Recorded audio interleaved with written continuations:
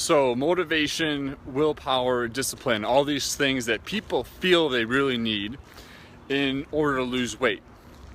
And so really think about it. You need motivation in order to do something you don't really want to do. And you need discipline to stop yourself from doing something that you probably shouldn't be doing. And so we're relying on these two external factors in order to either get us to do the things that we should be doing or to stop us from doing the things that we shouldn't be doing. And the challenge is that you only have so much motivation you can use, right? It's a finite resource. You can't live your entire day relying on motivation in order to get things done. Otherwise you'd be completely exhausted and you'd never get out of bed. So part of it is shifting your perspective about what is it that I really need motivation to do. And so part of it is the fact that most people don't like their current approach to exercise. They don't really like either the routine that they're on, the obligations, the feeling that they have to do this or need to do this. And because it's another thing on the list for you to do, God knows your probably life is busy enough with all these things you have to do. The last thing you want is more things you need to do. And so if you feel like you've got another obligation that requires energy, especially physical energy, and then mental energy requiring the motivation and the willpower to do it, chances are that priority is going to start sinking down your list after a week or two of doing something. Because if you really feel like you're forced to do something or to lose weight, the truth is you don't need to lose weight. It's, for the most part, unless there's like severe health consequence, which it can lead down to down the line, but it's more of a result of feeling better about who you are and feeling better about yourself, okay? And so you don't really need to do these things, but rather I have an opportunity in order to change my life so I can feel better about myself. And once you shift that from a should, a need, a must, to an opportunity, a chance, I get to do this, then you shift the need for this to be another obligation on your list and rather something you have an option to do. And that's important because most people really feel that they have to do this. And you don't have to. You could sit at home, you could watch CNN for the next till 2018 and never leave your couch if you really wanted to be honest.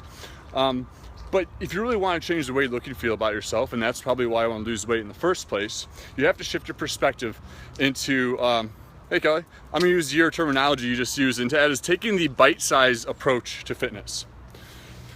The typical approach is, I'm going to hit it hard, I'm going to hit it fast, it's going to be perfect, I'm going to lose a lot of weight. Great. The challenge is that hitting it hard, hitting it fast requires a huge amount of obligation, requires a huge amount of planning, preparation, and everything in your day has to go right. All the things have to fall into place. Your schedule can't be too messed up. You can't run out of time in the day. And so you have to have a really fixed, closed system for you to have the ultimate results really quickly. Unfortunately, we live busy lives, and so things don't always happen to go our way. We run out of time in the day, something comes up, we cheat on our diet, we have a social event, maybe we take a couple of steps back. And so what we want to do is take an approach such as a bite-sized approach in which you have multiple opportunities to follow through on your plan, but you're not holding yourself to ultimate perfectionism, you're not holding yourself to a super high standard, and you're not putting an immense amount of pressure on yourself in order to get it done. Because the biggest challenge is that if you lived your life for a certain way, it could be 6 months, 9 months, years, you become very good at living that lifestyle. And all of a sudden when we want to start to make some changes, it's going to take some momentum and it's going to take some nudging to gain speed to have these results come. And that's where most people get stuck, is they never actually get the momentum that they need. They may have a couple workouts here, a couple good meals here, and after a week or so, things start to slip back on their old habits, their old routines, and they're back to right exactly where they started. But by having smaller wins on a daily basis, and you taking note of these wins, and you celebrating these wins, and you appreciating yourself for making these wins, you're going to start to feel better about yourself. And also your perception about what seemed so hard before, you're going to start to realize that, okay, this is starting to make some sense. I can do this. I'm feeling inspired. I'm feeling confident. I'm starting to gain that motivation because I can follow through on the commitments that I create for myself.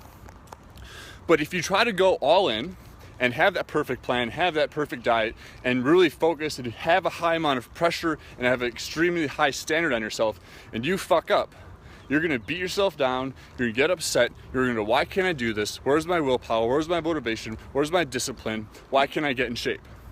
So it's really important to have that paradigm shift in terms of easing into your plan so it's not overwhelming. Because our lives are overwhelming as they are enough as it is.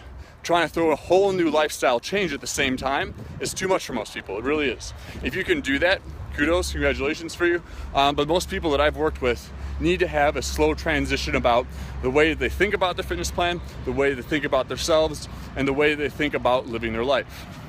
And so by going through this process of having these smaller bite-sized wins, you create momentum. And before you know it, if you take enough bite-sized pieces out of the cookie's gone, right? So think about that when you're trying to lose weight. You're not gonna lose all the weight at once, but you're gonna chip away, chip away, chip away. And the better you get at it, because changing your life and actually working out and eating healthy is a skill. Like many other skills, they need to be developed. And so your first go at it, just like when you're riding a bike as a kid, probably the first time you went down the hill, we ran right into the tree and you fell over. Most of us didn't give up after the first time. And so we have to develop and learn the skill of riding this bike.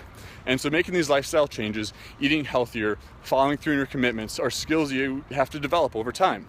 And the more you practice it, the easier it gets. And as easier it gets, it starts to become a habit. And that's what's really important, because most people never actually get to the point of actually making these lifestyle change habits. They're relying on all this willpower, motivation, discipline in order to lose weight and feel better, but they actually haven't made it a habit, an unconscious activity. And so if you're relying on all this brain power in the prefrontal cortex, which is your conscious thought, if you rely on this effort in order to make these changes, you're gonna get really tired, you're gonna be fatigued, and you're gonna wanna give up.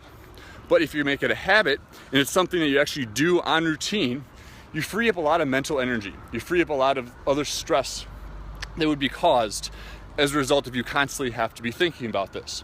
And so once things become a habit, such as brushing your teeth, putting your cars in your ignition, maybe as soon as you get home you open the fridge, those type of habits, it becomes a lot easier because it becomes part of your routine. And once it becomes a part of routine, you start to identify with this aspect of your life as I am someone who works out. This is a part of who I am. This is what I do. But in order to get there, there's a process in which you have to go through in order to have that self-identification. And so my philosophy with working with clients is, how can I make this easier and more enjoyable so that I can do this for the long run? Exercise doesn't always have to take place in the gym. It doesn't have to take place on a treadmill. It doesn't have to take place in an elliptical. It could be walking outside, like in this park right here, for 30 minutes, 1 or 2 times a week. 1 or 2 times a week, if you're currently not walking right now, is a huge improvement if you think about it. And once you start, feeling like you're losing some weight, you feel more confident, and you decide to step foot in the gym, that's the next step. But we want to take a least threatening approach when it comes to losing weight. How can I approach my weight loss program in a way that allows me to feel good about it? How can I enjoy it? How can I make small changes to my diet that allow me to feel confident, allow me to feel as if this is something I can manage? And again, perfectionism is a huge thing. Do not go straight into a diet plan. It never works. If it does work, it's gonna work for a short term, and you're gonna be so fed up about eating egg whites every morning, you're gonna be so fed up about having to follow this plan, you're gonna give up. But rather the approach is, how can I make smaller changes in my diet consistently that allow me to live a healthier lifestyle? And these smaller tweaks over time add up to a pretty big result. That's what's called the aggregate effect. They're just like compound interest. You invest $5,000 into your IRA every year for 30 years and you have $1 million, right? And so the same type of thing happens to your diet. You have to make these small changes, and over time you're gonna start to see the rewards. But you also have to have the perspective, you have to have the patience, you have to have the understanding that changing your lifestyle from how you're currently living your life right now to where you wanna be is gonna take some time. But the most important thing is that you identify with the process is, how can I enjoy this? Because you don't do a lot of things that you hate very often, do you? And most people hate exercising, and most people hate trying to lose weight and look good. So the question is, I want to look better, I want to feel better, I want to have more confidence, I want to fit back to my old clothes, I want to be seen as a respected leader in my community, I want to have the image as if I am someone who's got my shit together. Now, how can I go through this process? By doing it in a way that I enjoy, that allows me to feel good about it, and allows me to continue and to want to continue this process. And once you're really clear on that, and you have an idea and you have a plan, you have some certainty about your own ability to do it, then you can go forward and actually make those changes that you want to make. So, long story short, you don't really need motivation, willpower, and discipline to do the things that you really want to do. So it's about shifting your perspective about weight loss, shifting your perspective about working out, so it's something that you want to do. And guess what? it all becomes a hell of a lot easier. I hope this helps, guys. Take care.